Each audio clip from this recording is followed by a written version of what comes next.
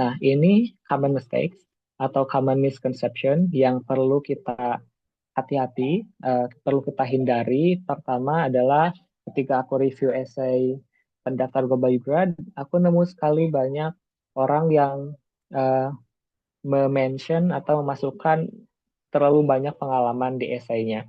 Esai Global Grad itu dia maksimal 600 kata. 600 kata itu untuk menjelaskan dua pengalaman aja menurutku itu udah sangat padat ya gitu. Dan esai itu bukan tempat buat mengcopy paste pengalaman di CV gitu. Tapi dalam esai kita harus bisa mengelaborasikan pengalaman itu secara detail dengan teknik STAR tadi, dengan teknik SMART tadi gitu. Dijelaskan situationnya seperti apa, tasknya, actionnya dan resultnya gitu.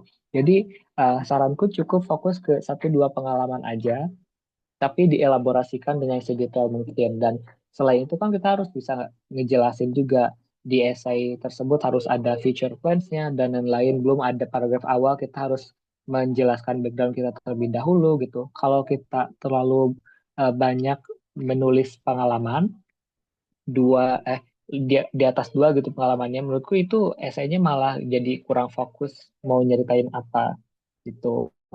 Terus common mistakes yang kedua adalah nggak ada benang merah antara masalah, aksi, solusi, dan hasil yang diceritakan dalam esai.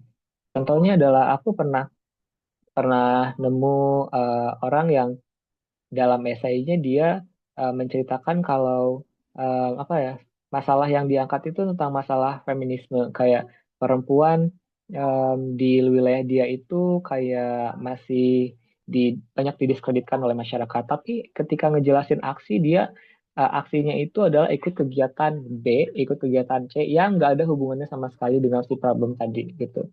Nah, terus dia nanti pada di bagian paragraf akhir menjelaskan lagi kalau nanti dia punya proyek ABCD yang sama sekali gak menjadi solusi untuk uh, masalah di daerah dia tadi. Nah, pastikan ketika kita menulis esai, masalah yang kita mention, aksi yang kita ambil, solusi yang kita tawarkan, dan hasil yang kita capai itu berhubungan satu sama lain gitu. Jangan terpisah gitu satu sama lainnya. Dan yang ketiga adalah terlalu bertele-tele. Ini biasanya masih berkaitan dengan em, pendaftar yang terlalu banyak menulis experience atau pengalaman. Jadi pembaca itu bingung ini fokusnya mau kemana gitu. Terlalu ngalor ngidul atau bertele-tele. Dan yang keempat, em, ada ada saja yang kadang dia melewatkan details ataupun hal-hal sederhana tapi penting dari website Aminef. Kayak seingatku, Aminef itu dari tahun ke tahun mewajibkan kita kalau sudah submit di link pendaftaran di website ya, itu kan websitenya website yang eh, global. Semua pendaftar Global Grant dari semua negara daftar di website yang sama. Nah, di websitenya Aminef yang berbeda dengan website pendaftaran itu disebutkan bahwa pendaftar dari Indonesia setelah mensubmit aplikasi atau pendaftaran di website Global Grad ini, dia harus kirim email ke Aminef dan melampirkan EPT atau TOEFL-nya IELTS ya EPT certificate itu.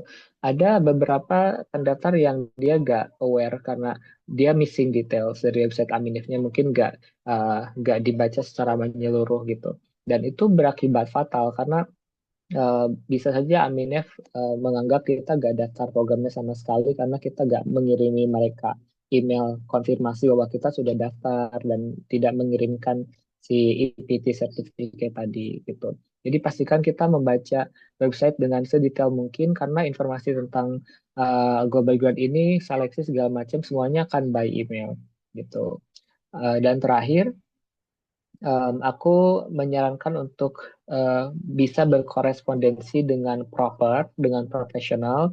Seperti ini sebenarnya basic ya, kayak misalkan kita mengirim email ke Aminef atau ke PIC dari World Learning Kak, yang berhubungan dengan program Global Grant ini, pastikan kita tahu bagaimana sih struktur email yang baik. Aku paham karena mungkin kita tidak begitu familiar ya dengan email ataupun Outlook itu dalam dunia akademik kita sehari-hari kebanyakan mungkin menggunakan WhatsApp, Google Class dan lain. Tapi menulis email yang baik itu bisa mencerminkan kepribadian kita dan juga kesopan santunan kita.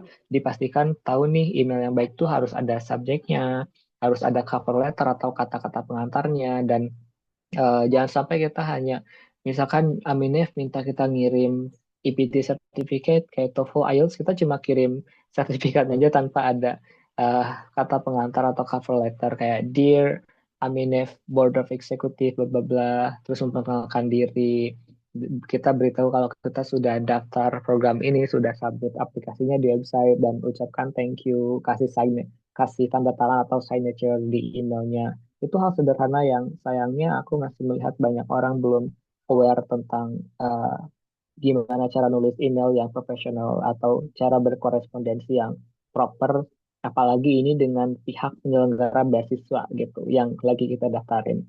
So please make sure kalau nanti teman-teman daftar bisa menghindari common mistake semacam ini.